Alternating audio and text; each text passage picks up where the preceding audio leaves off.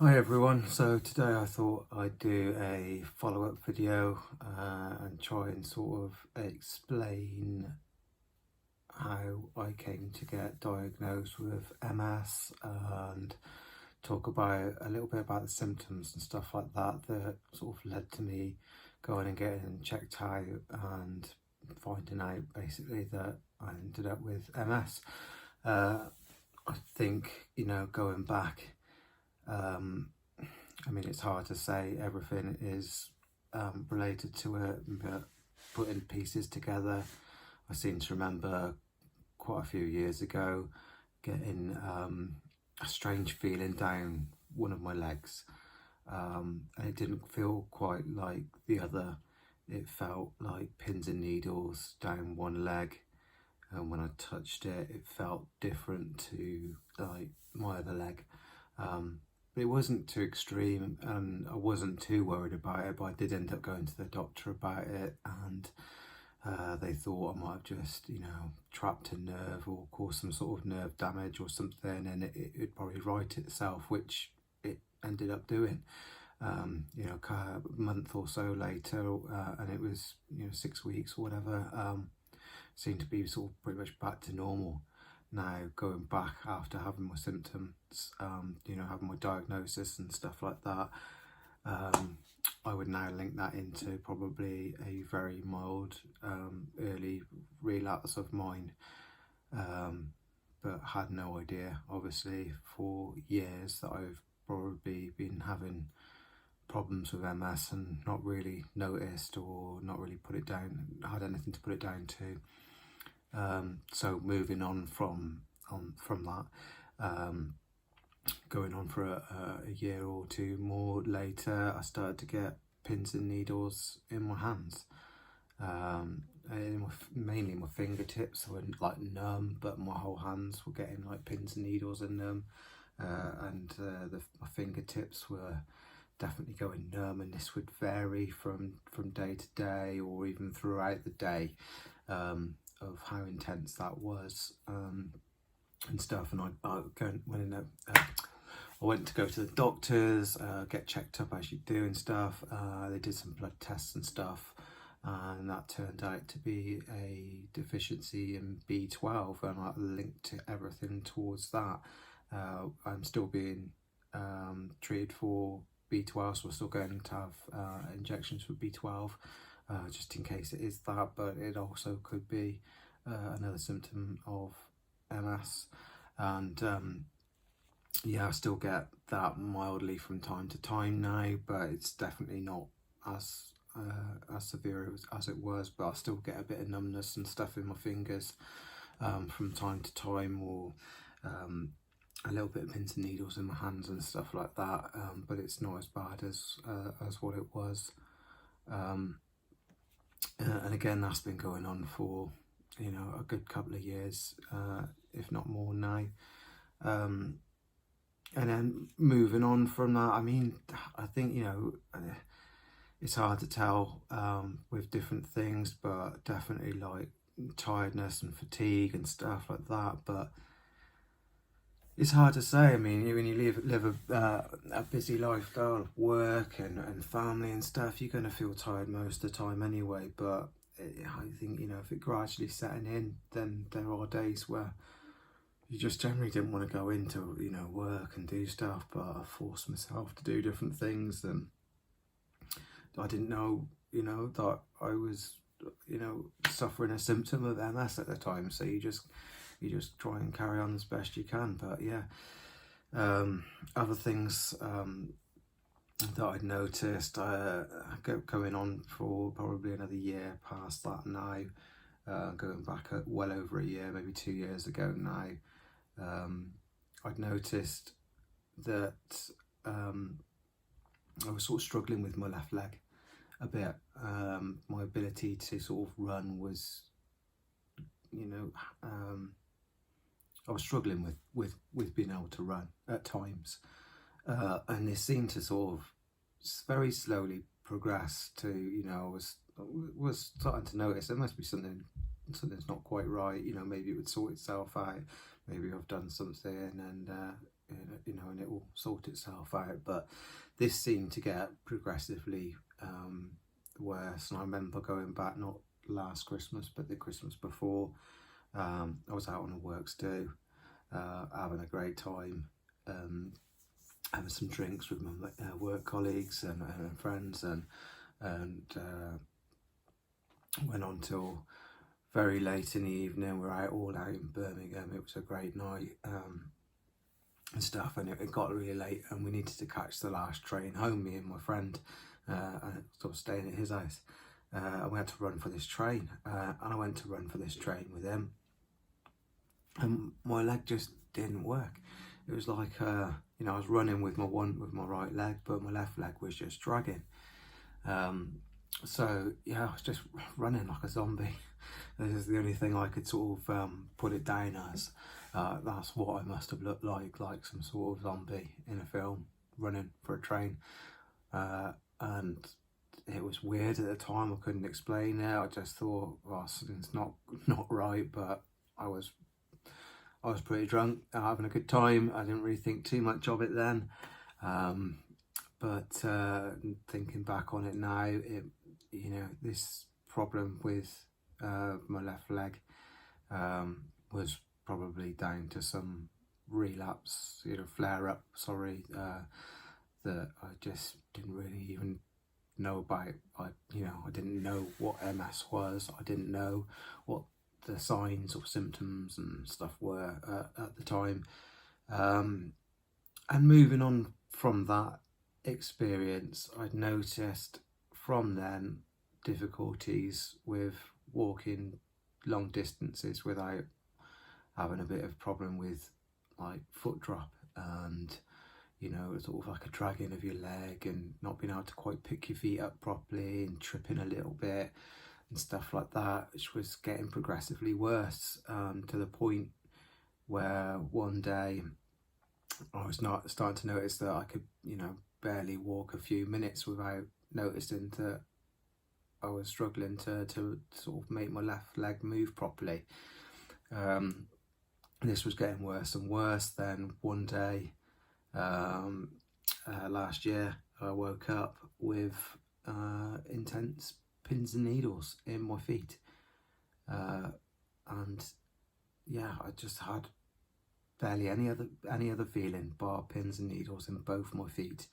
There was next to no sensation in them, just intense pins and needles, and this was going on for weeks, and I just thought it was going to be something similar to what happened a long time ago with my leg, having a bit of pins and needles down there.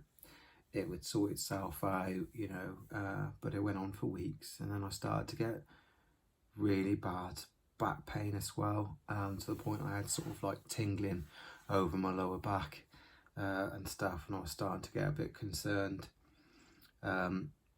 Also alongside this, I forgot to mention as well, my balance was all over the place. I couldn't tell what was going on. It just did not feel right, with the foot dragging, my balance being well off, literally like I can walk in a straight line, sort of, a bit. I bang into doorways quite often, go walk through a doorway, and I barge into it with my shoulder, just being generally off balance, they say it's like being drunk, and it kind of is, but without the benefits. But yeah, I can only describe it as sort of, you know, you're just not quite in control of being able to stay steady on your feet. So that was weird, like trying to go for a bit of a walk, but I'm not being able to turn and like look at something or talk to somebody at the same time as walking, because if you try to do that, you couldn't continue in a straight line. You'd veer off to one side or walk off at the path, or, you know, barge into the person you're trying to talk to. It was very strange. And then I went to the doctors, and they checked, you know, your ears and your eyes and stuff, and gave me some tablets that didn't really do anything, so I stopped taking them because they I assumed it was some sort of like fluid imbalance in my ears and stuff that, you know, would normally make sense. But again, it's like a build-up of all these different things that then slowly started to add up towards what the real picture was, what was really wrong. So the foot drop and everything else, and then eventually went to the doctor about my foot and my back and how, you know, the pins and needles, everything that was going on. And I said to him, you know, I really feel like I'm actually slowly but very quickly recently losing the ability to walk. You know, it's diminishing. I'm struggling to walk a certain distance now, whereas I didn't before. My balance is well off. I've got this intense pins and needles in my feet that's not going away. It's been 4 or 5 weeks of that, and I've got this back pain as well. And then he referred me to go and see a neurologist, but it was going to take months and months and months for this appointment, or I could go and see a private neurologist myself at a cost to myself. And at the point that I was at, I felt that I couldn't wait for, what was it, like 4 months or something to go and see a neurologist through the NHS. You know, I'm understanding that they're stretched, they're great, they're you know, doing a great job and stuff, but I didn't know where I was going to be in 4 months. At the speed things were happening with me, and I needed to get some sort of answers. I needed to get something, you know, needed to find out what was going on so I can prepare, or, you know, make things a bit better, or, you know, just start some sort of, you know, medication or something. I didn't know what was going on. So anyway, obviously he had concerns and didn't tell me at the time as well that he thought that it could possibly be like a brain tumour or something, but he never said that to me, obviously, whilst I was there. And I'll later go on to say, obviously, that wasn't the case in my MRI that I ended up having. Thank God, obviously. I mean, that was obviously, I wouldn't have wanted that either. It's not a nice thing to have to go through. Nor was obviously finding out that I had MS, but I guess it was a lesser of the two to have ended up with.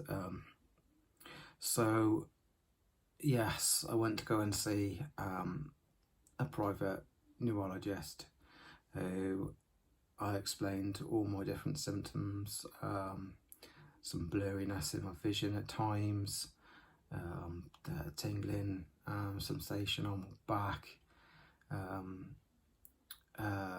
the intense pins and needles, my balance being off, and a few other bits and bobs as well. He got to do a few tests, run through a few tests with me whilst I was there. I wasn't there particularly long, maybe half an hour or 40 minutes, I guess. But you know, it only took a week to get that appointment, as opposed to having to wait for months to get an appointment elsewhere. So I was grateful to finally be seeing someone who then told me that he thought that I'd trapped a nerve in my back, and would book me in for an MRI within a week or two's time, I think it was, which I was happy with. I thought, oh, finally some answers, a pinched nerve in my back, maybe that's what's been causing it all, and this, that and the other. I thought, great, so probably an operation or something maybe, and I'll be on the road to getting back to some sort of normality within a certain amount of time. Great, I'm getting seen and I haven't had to wait for months for an answer. He advised me not to be not to be sat down for too long, because I could be pinching the nerve more. So at the time I was at work and doing more everything on the computer and stuff, not sat down at all, sort of stood up, which I was starting to get more and more pain in my legs, my feet. I was struggling with the balance. It wasn't the best time, and I felt like I must have really aggravated my back from all the standing up. and then ended up going to A&E due to the fact that I was getting concerned about the tingling at the bottom of my back when it was getting really bad, real bad sort of pain in my back and stuff. And then I still had the numbness and the pins and needles in my feet and the balance and everything else that was going on, but this tingling in my back was not filling me with any hope and joy. So I ended up going to A&E. God knows how many hours I waited in A&E before I was seen and initially seen, seen by various different nurses and stuff, and put through the sort of systems and stuff that were going on there. I ended up getting seen early in the morning after waiting throughout the night. They were incredibly busy when I went, and then I got put in to go and have an MRI whilst I was there. They scanned my back and they also scanned my head as well to scan my brain. And then a short while later they came back to say, they found some things that they'd like to discuss with me, but also don't really want to go into too much at the moment until a neurologist has looked at them and looked at the pictures and spoke to me, but there has been some abnormalities. Of course, this then filled me with panic and I'm wondering, what on earth have they seen? What does this mean? Do they know more than they're letting on? They probably do, but they don't want to tell me because they don't want me to worry. This, that, and the other. It was scary. It really was. Sat in the hospital on my own. And it was just, it's like everything was closing in on me. I was thinking of my wife, I was thinking of my kids, I was thinking, I'm the provider, I need to look out for them. You've got people who rely on you and stuff, and I don't want anything to stop me from being able to support them all. But yeah, that's as it was. I eventually ended up seeing a neurologist, my neurologist, who's great, a lovely lady, and feel bad that she has to break news to people like me and other people for things like that, but she did it in a lovely way and explained everything to me well, and told me that the results from my MRI were showing scarring on my brain and some scarring on my spinal cord in my neck and a little bit in the lower part of my spine too. Said they were lesions, and explained, about the immune system attacking the sort of outer core and stuff of the nerve system. It was complicated, and most of it was going over my head until she sort of confirmed, I'm pretty sure you have multiple sclerosis. At that point, my wife was in tears. I was trying to console my wife, I think, at the time, and stuff, and it just felt like a ton of bricks just hit me, really. Like how can that be? I felt I was fine. I was physically building houses and doing carpentry work and this, that, and the other, and I've just rapidly declined in my ability to do everyday things I was doing before, and what's happened. And she explained what flare-ups were, and that I'd had this thing happen, and that stops the brain signals coming through now that there's scarring there, and then we discussed medications and things like that moving forward, and luckily enough I didn't have to have the old spinal tap. I wasn't very keen on having that, and she didn't seem to think that it was necessary. From the evidence shown from the MRI was pretty conclusive, but she said, would you like to be 100% sure this was, to do this sort of spinal tap business and take a sample of your spinal fluid and things, and I opted out of that, I must say. I think, you know, I can take the professional's word and seeing what's going on. If they've seen the scarring and stuff like that, it's a bit of an obvious thing, and I wasn't really in the mood at that point to put myself through further discomfort and things when I had everything else going on. But yeah, that's what happened with me. That's my story of basically how I went from being, you know, living a normal life to rapidly declining in my ability and wondering what was going on, to finally getting an answer and being pretty shocked. But I'm happy to still be here. I'm pretty normal still. It's not stopped me from doing too much. It's just stopped me from you know, long walks and, well, medium walks too, mainly as well, walking too far altogether really. But yeah, I got diagnosed, put me on some medication pretty quickly, some steroids and stuff like that, which helped me out dramatically. There's some really strong steroids they put me on. I've never been on any before, and yeah, it was crazy. I ate like a horse, put on a bit of weight when I did, and everything tasted bloody great. Yeah, just sort of sorted me out a bit, and knocked the sort of flare up on its head a little bit, and you know, my balance started coming back a little bit. A bit later on, I haven't got all the timelines in front of me, I'll probably go over that another day. I didn't research it, my wife researched everything, really, to be honest with you. She's been an absolute star. She got me on taking vitamin D tablets and stuff, because I reckon they really helped with me being able to sort my balance out and stuff. I recommend that if you're having problems with your balance, start taking your vitamin D tablets every day, as well as cod liver oils and stuff like that.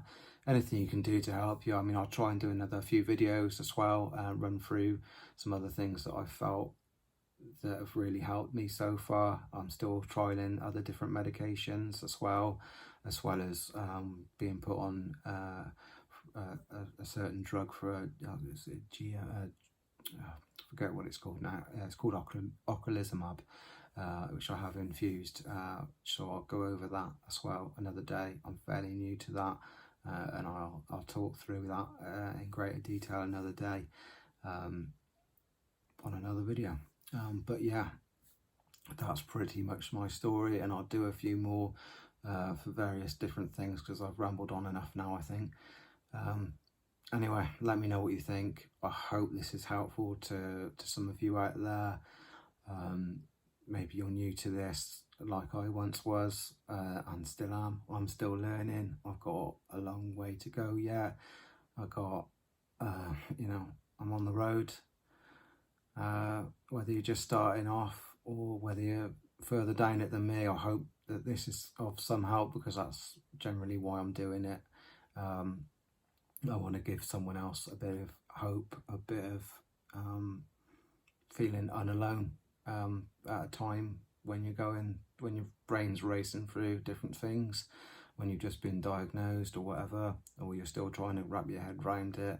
I'm still trying to wrap my head around it sometimes. I mean, every morning I wake up and I stretch, I ache, it hurts, I crunch my feet up, and just reality of me crunching my feet up and feeling the pain that goes through my feet every morning reminds me every morning that I've woken up, and it's not been a bad dream or anything. I've woken up and this is reality. I have MS, and I've got to deal with it and get on with life the best we can.